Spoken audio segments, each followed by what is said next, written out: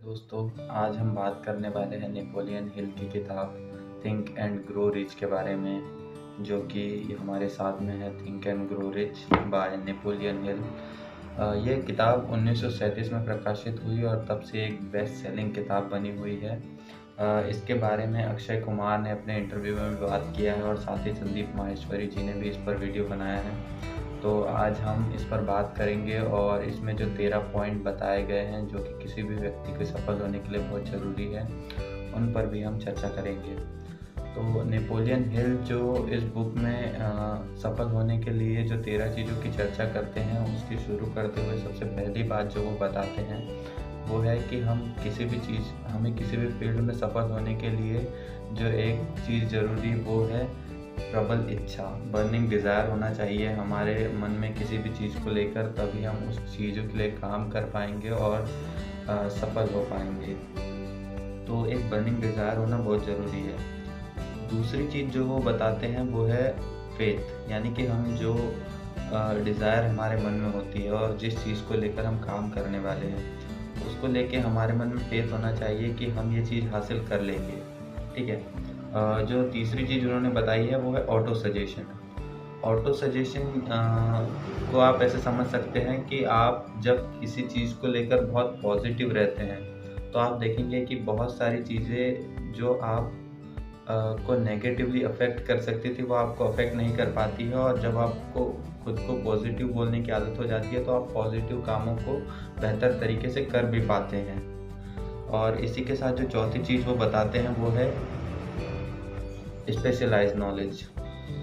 Specialised knowledge के बारे में बताते हुए नेपोलियन हिल कहते हैं कि हमें बहुत सारी अलग-अलग चीज़ों के बारे में बहुत ज़्यादा नॉलेज करने की बजाय हमें एक चीज़ के बारे में ही बहुत ज़्यादा इन डेप्थ नॉलेज गेन करना चाहिए।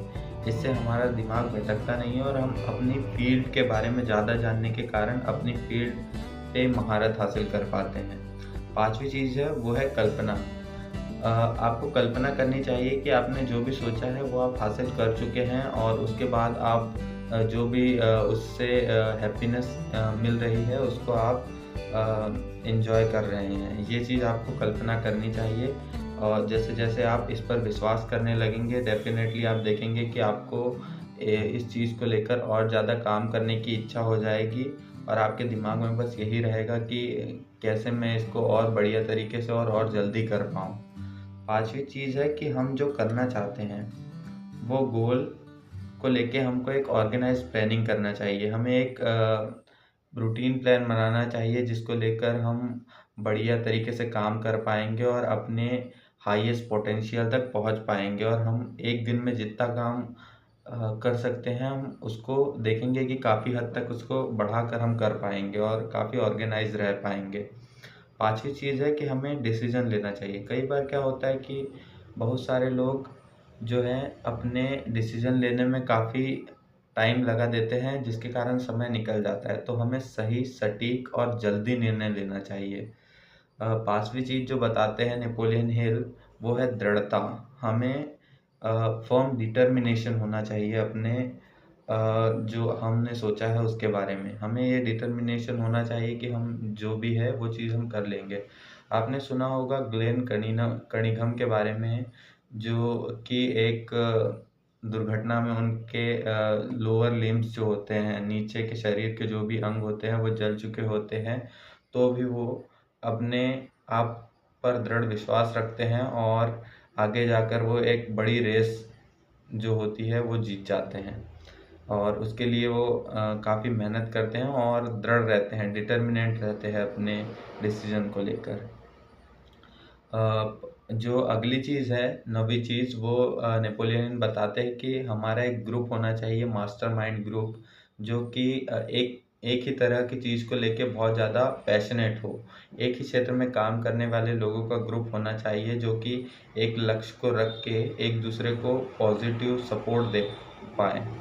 अगली चीज़ है कि हमारे पास जो बहुत सारी एनर्जी होती है जिसको हम कहीं भी गलत जगह पर सोशल मीडिया स्क्रॉल करने में या अदर जो भी डिस्ट्रैक्टिंग चीज़ें हैं उसको करने में अपनी एनर्जी को जो वेस्ट करते हैं, उसको हमें सही जगह पे ऑर्गेनाइज़ करना चाहिए और उसका सही उपयोग करना चाहिए।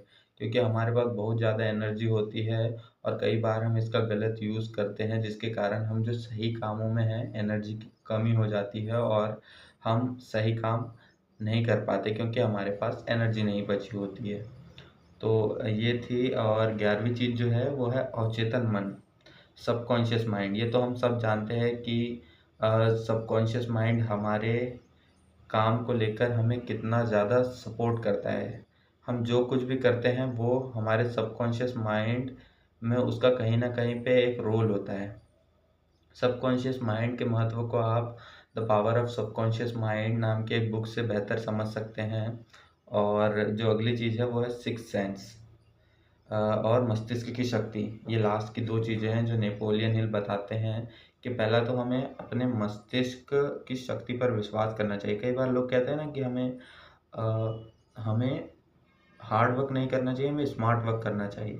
तो वो कह क्या रहे हैं? वो कह रहे हैं कि हमें लेबर नहीं करना है, हमें अपने जो बॉडी से ज़्यादा मेहनत वाला काम नहीं करना है, अपने अपने दिमाग को काम पे लगाना है, अपने दिमाग से स्मार्ट वर्क करना है। हमारा दिमाग जो है वो बहुत ज़्यादा ताकतवर चीज़ है और हमको उसका बेहतर से बेहतर इस्तेमाल करना चाहिए। तो अ, नेपोलियन हिल भी इसी बारे में बताते हैं कि हमें अपने दिमाग की शक्ति पर विश्वास करना चाहिए। और जो लास्ट चीज़ नेपोलियन हिल बताते हैं वो है सिक्स्थ सेंस। सिक्स्थ सेंस के बारे में बताते हुए नेपोलियन हिल कहते हैं कि हमारे कई बार आपने देखा होगा कि आप जो भी कुछ करते हैं तो आपके अंदर से एक आवाज़ आती है कि ये काम सही है या ये काम गलत है। तो सिक्स्थ सेंस जो है वो वही है कि आपके अंदर से जो छोटी-सी आवाज़ निकल के आ रही है, आपको उस पर भरोसा करना है और उसके अकॉर्डिंग आपको काम करना है। ये नहीं कि आप अनुशासन लाने की कोशिश कर रहे हो और जो आप टालने की चीज़ कर रहे हो वो नहीं, लेकिन जब आप कोई डिसीज़न ले रहे हो और आपको सही या गलत के बारे में जो अंदर से आवाज़ निकल के आती है कि हम जो ये कर रहे हैं ये सही है या गलत, इसको लेकर जो आवाज़ निकल के आती है हमें उस पर भरोसा करना चाहिए।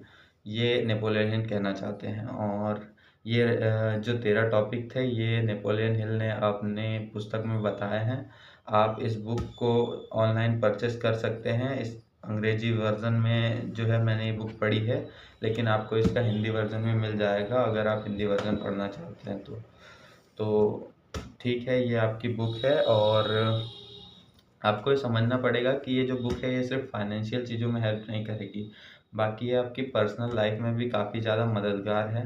तो आप इस बुक को बेशक जाके पढ़िए और इससे जो भी की वर्ड्स निकलते हैं, जो भी की पॉइंट्स है उसका अपने डेली लाइफ़ में यूज़ कीजिए, ये आपको बहुत हेल्पफुल साबित करेगी। साथ ही अगर आपको ये वीडियो पसंद आया है तो इस वीडियो को लाइक करें, चैनल को सब्सक्राइब करें और हो सके तो वीडियो को शेयर भी करें। धन्यवाद।